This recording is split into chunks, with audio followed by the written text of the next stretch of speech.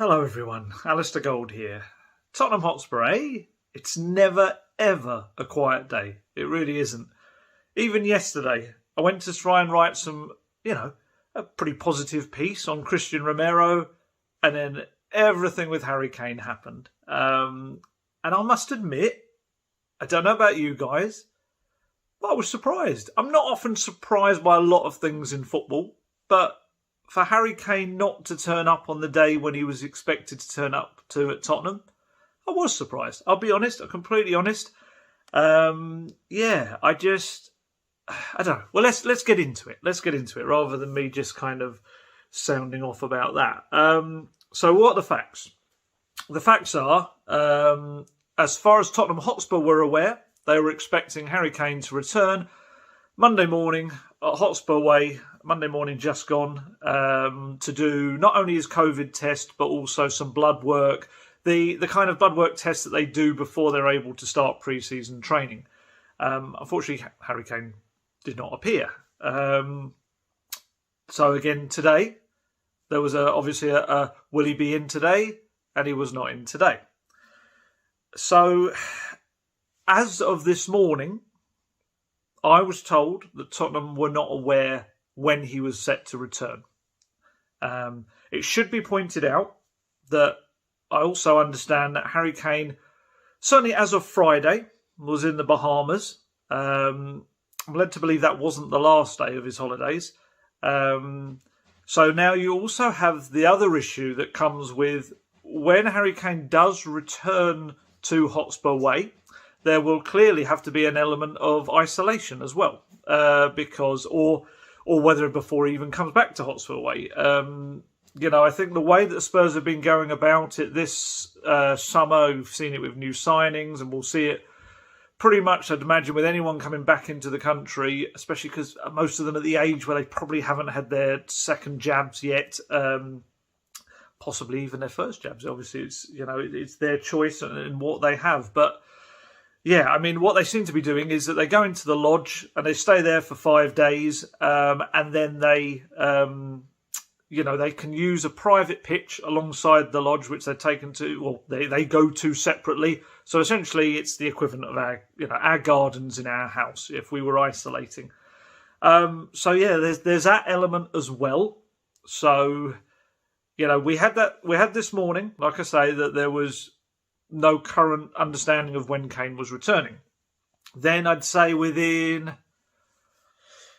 90 minutes, maybe 2 hours, we heard the noise like beep, beep, beep, beep, and there seemed to be a bit of a U-turn going. I think mainly sounding like it's come from Kane's camp, that he would be back in training later this week, possibly the weekend. It's loosely changed, depending on who you're hearing it from. What I would say, obviously, is that we don't entirely know yet that return to training, whether that takes the form of going into isolation at the lodge at Hotspur Way to do individual training, or whether that means a return to full training, which clearly would be a little bit later. It's a mess. It's Tottenham Hotspur, so it always seems to be a mess. But yeah, I think it's clear to see whatever is whichever way it's now turned or painted or twisted or whatever, Tottenham expected him to be back on Monday morning. That was what they told Harry Kane. That was the date they expected him back.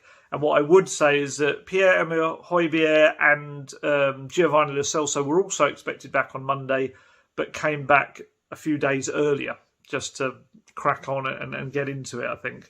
And that's not to say anyone's better than another person or anything. It's just purely to state that those two players also had a set date to return, and they came back a little bit earlier. So, some people might say, hey, he balances it out. But yeah, it's such a mess. And what I'd say, this is my opinion, this is just purely on a personal level, I don't understand what making this sort of stand does. I don't get it. I don't get it at all. I think I've seen scenarios in the past in transfer sagas where maybe, let's say, a very good bid has come in, but the selling club are just saying, no, we don't want to sell. And then I think in those situations, I don't really agree with it on any occasion, but you can maybe understand the logic of a player kicking up a fuss and saying, well, I'm not playing, I'm not training, whatever. And I'm not saying that's exactly what Kane's done, but in those situations we've seen that, and it's kind of helped force the move. But where I feel it's very different with this scenario right now is that Manchester City have not made a bid or an indication of making any bid anywhere near what would be the right value for Harry Kane. So for Harry Kane to not return to training when expected and have this little bit of a standoff, it almost feels like he's doing it to the wrong people. It's like, yes, Spurs are making it very clear their intention is not to sell him. And was also told in the past that, if he ever was to go, they would more likely look to send him to a foreign club, which is Kane doesn't want to move abroad. As I said, always a mess. But I don't understand the logic of trying to go on some kind of standoff now to force a club. I mean, what's the logic? What is the point? Is it to tell Tottenham you need to accept a really low bid for me? I don't get it. And I think it's made even more complicated for Harry Kane and his people by the Jack Grealish transfer. Because, maybe you could have looked at the transfer market and said, oh, you're asking too much for Harry. And that's not even to say they're asking for something. But obviously, we know it's going to be above 150 million more, maybe even reaching 200 that Tottenham would look at for, such a player. But I think that's become even more muddied for Kane and his people by the fact of the Jack Grealish transfer, because Jack Grealish looks like it's going to be £100 million transfer. And Jack Grealish is a superb player. I really like Jack Grealish. You've heard me talk about it, how it's one of my biggest aggravations that Tottenham didn't just push that deal through earlier when they had the chance to sign him from Aston Villa. I'll never understand it. Well, I do understand why they did it, but I don't understand the logic of doing it. But yeah, so, terrific player. However, if Jack Grealish is 100 million, what the hell is Harry Kane? This is the England captain, the top goal scorer in the Premier League, the Golden Boot holder, the Playmaker Award for most assists in the Premier League, second highest goal scorer in Spurs history, very good chance of going on and being the Premier League's top goal scorer ever. He scored in the Champions League, Premier League, derbies. The man scores goals. He's a brilliant player. So, as I've said, if we're saying Grealish is 100 million, then Harry Kane is right up there. I don't even think Jack Grealish would disagree with that. So I think that's utterly stuffed Kane's camp, really, because it makes it even more of a scenario of, well, what are you complaining about? If Manchester City really want Harry Kane, they will have to put in a huge bid for him. Everyone I know that works around Manchester City, deals with Manchester City, are telling me Manchester City have no inclination to make a huge cash bid for Harry Kane of the kind of value that would even start Tottenham to turn their head and think, okay, well, what more have you got to say? So I don't get what, I don't want to say it's having a strop or anything, because it's quite patronising. It's not. It's just it's a man who clearly wants a fresh challenge and he wants to try and make that happen. But it's almost like you should be telling Manchester City that. You should be saying, why are you not going to make a huge bid for me? Do you not want me that much? Whereas I think turning his attention, I've heard, there's been lots of talk of this gentleman's agreement. How many times have we heard gentleman's agreement when it comes to footballers and transfers and everything? I'm going to have to use the old rubbish joke of gentleman's agreement isn't worth the paper it's written on, because it's not written on paper. It's not. And it's like, I don't think any agent certainly in the modern era, works on gentleman's agreements or verbal agreements. You work on contracts, and obviously you work on values, and that's what you work on. You work on deals, negotiations, and maybe looking to make things easier with other clients you've got, things like that. But in very much black and white and written on paper, Harry Kane agreed to a 6-year deal in 2018. That's that. And it's like, I don't get, I've never been a big fan of the whole, oh, but you said kind of thing, because we know what this is like, and especially in business, it's not like that, let alone football. Do I have sympathy for Harry Kane to a degree? I have a sympathy for a man who is one of the world's best strikers and will go down as one of Tottenham's greatest ever strikers, I think, even if he kind of sullies his reputation with his fans slightly this week. And I understand, I do believe that Tottenham didn't show the same ambition as the level that he was at. I completely understand that. I would also maybe say I've got one foot slightly in the camp of, but he's had chances to win big games with Tottenham, and he maybe in those big games hasn't performed. I would add the caveat that I think in a lot of those big games, he's been coming into it with an injury, or his teammates certainly haven't helped him out either, haven't been on the best form. But I would still say you look to those big players, you look to those world-class £200 million players to be the ones that grab the game by the scruff of the neck and they win it for you, or they make a massive impact. And I'd say certainly Kane has done that in some games. I'm not saying that's a blanket statement at all. He's had big matches against Chelsea, Arsenal, games like that. But what I would say, and Man United, teams like that, but I would say just we've seen in finals and we've seen in some semi-finals, just maybe hasn't absolutely hit the mark when the team really needed him to. So while I think he's a fantastic player, and he's probably one of the players that I've most enjoyed watching kind of develop and do what he does in my entire kind of life watching Spurs, yeah, I do think there's that little element to you've had your chances, but I 100% agree that the club have not been as ambitious as his level is, definitely. And I'd maybe say, and I think I've said this before, but I'd actually say that in terms of big game players, I'd maybe go as far to say Sonny's actually more of a big game player than Harry Kane. Might be a controversial opinion, I don't know. But I just kind of feel that in the biggest games, I've really seen Sonny rise to it. We've seen the Champions League quarterfinal against Man City, both legs of that as well, and just various other games where I feel, I wouldn't say he steps up every time. As I say, I think that the team as a whole often maybe have that psychological thing in big games as well. But I just think maybe Son slightly more than Kane. And again, you're comparing two amazing players. I'm really not saying one is incredibly better than the other or anything. I think they both could be right up there. I think Son is going to have a very, very big season. I've got a feeling about it. But anyway, yes. So it'd be interesting to see how the fans take it now. Like I say, there's this beep, beep, beep. There's been this U-turn today where I think probably the reaction has been seen. I think maybe there would be a feeling that most of the fans would have previously thought, oh, you know what, how can you begrudge Harry Kane a move after everything he's done for Tottenham? And I think there was a large section of fans that probably thought that. It'd be a massive wrench, in their kind of their heart, and to see Harry Kane go, one of their own, player they've sung about for years on the terraces, and he's given so much, he absolutely has. But I think when you take it to the I'm not going to turn up when you expect me to turn up side of things, it becomes, I think, for fans a bit of a disrespectful thing. It becomes a bit more of a personal kind of thing on his character. On the club, and it's we've seen this before where some fans have never forgiven Gareth Bale for going, and he had a little bit of a strop I think towards the end at Spurs. Berbatov gets the same, Modric gets the same, and I think if Harry Kane were to continue to go down this route, then I think that would be a big thing.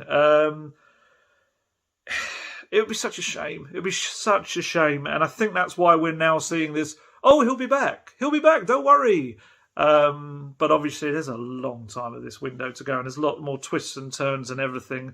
The other thing I would say is I almost do feel like the people that went further into tournaments have been slightly penalised in a weird way, because the likes of, let's say, Roden, Davies, Lloris, players like that, they got around 4 weeks off from when they finished the Euros, whereas the players that got even further to the semi-finals and the finals, I've only got kind of just over 21 days, which is the minimum Spurs have kind of said they want them to at least have 3 weeks rest. But I would say that because of the season coming so quickly, those players that did well have had to come back that little bit sooner. And yeah, you could argue that's not particularly fair, perhaps, but also I suppose if they want to be involved with a new manager, new season, massive game to start the campaign, they kind of have to be in with a good week or more, well, preferably 2 weeks to kind of work and get that little bit of sharpness and understanding his philosophy just to go into that first game in some kind of shape.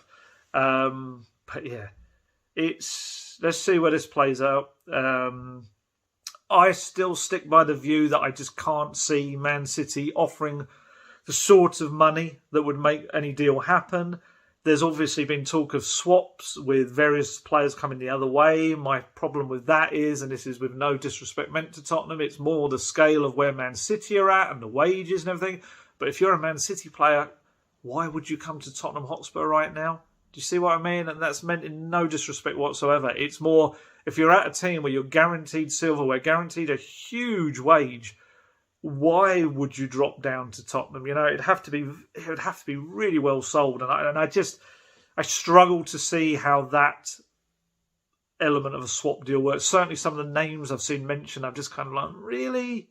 I don't get that.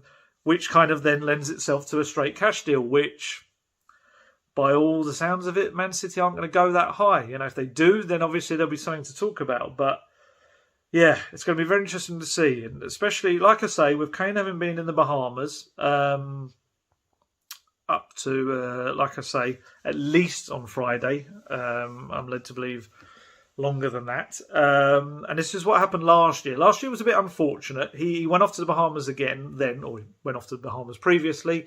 And he, unfortunately, while he was out there, the rules changed and you had to isolate on your return. There were some at Tottenham, some people who were a little bit irked by the fact that he'd gone there in the first place with the uncertainty over certain countries and what could suddenly change. But there's more an unfortunate side. So he missed his return really to pre-season training then. Although, was he advised against a holiday? I don't know. The Spurs might argue that. I don't know. So I'm not going to say that was the case. But certainly this is now another summer where it hasn't quite gone as it should have done. So yeah, and obviously you've got the element of a Harry Kane not being particularly delighted to stick around. And what does that bring you? I mean, from what I'm led to believe, I don't think he was absolutely ecstatic at being around last season either. If this talk of a gentleman's agreement is true, then that would have come about because he'd already said he wanted to go. You don't have a gentleman's agreement because you're happy to stay. You see what I mean? You have to have had that because he would have hoped to have gone last summer. So I don't think we probably saw the happiest Harry Kane in the world last season, but he produced what he did. He had an incredible season, certainly individually. So yeah, I don't know, it's just such a mess. It's just like, I feel like these videos, one of those where the expression is, if you don't laugh, you'd cry, because it's just so mad to write about. I was talking with another journalist this morning and saying, like, are we going to be writing an article every morning of Harry Kane's not at training today? It's like, it's so boring as well. It's like, I say boring. It's boring for us. I know you guys want to know that, and certainly we'll do our best to inform you of that. But it's boring to write the same article over and over again, and it just should never have got to this position. I don't understand why it's happened. If you were told clearly this is the date you have to come back, you just have to come back for that day, because otherwise it's just a bad look. And as I've said, I don't get the logic of it. It doesn't make any sense to me. And then obviously if you do a protracted thing, you get into the whole area of breach of contract, which is like, that's not good. You don't really want to go around that route at all. That's really not where you want to go. But yeah, so we'll see with Harry Kane. It's I think there's a little bit more to come from this. And like I say, I'd keep an eye on the whole isolation aspect of it, because I do believe it's going to prevent Harry Kane from returning to full training for a little while, which is going to have a knock-on effect. Obviously, the Man City game as well. He certainly is not going to be involved against Chelsea tomorrow night in a friendly. I can't see him being involved against Arsenal at the weekend. I'd be stunned if he was. purely, like I say, because of various things. And then even Man City, it's like, do you put him in for a game against a team that he wants to clearly join? It's like, I think you'd be mad to myself. And it's just such a shame we're talking about this sort of stuff about a guy, Harry Kane, who in previous years is such an incredible professional. He's had such a high standards of everything he's done. And the fact that we're talking about now not potentially playing him in a match because we're worried about how he'd perform because it's a club he wants to join, it's such a shame. It's such a shame. Should it have been allowed to get to this point? That's another question altogether. But I just know Harry Kane is one of my favourite players. He really is. He's such a brilliant player. I love watching him.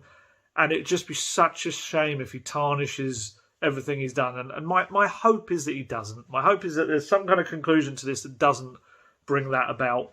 But you can just feel the Spurs fans starting to turn. It's such a shame. That's happened to so many Spurs players. And maybe that's part of a bigger problem. There's so many Spurs players that have been absolutely class and real, almost generational talent types, or certainly for Spurs, generational players. And it just feels like almost every time it's ended in this slightly sour way, and I just really hope it doesn't with Harry Kane. But enough of Harry Kane. There'll be more to come. By the time this video even goes out there may be more to have come out from various sides of this whole mess. Let's talk about a bit more positive. Well, hopefully, Christian Romero.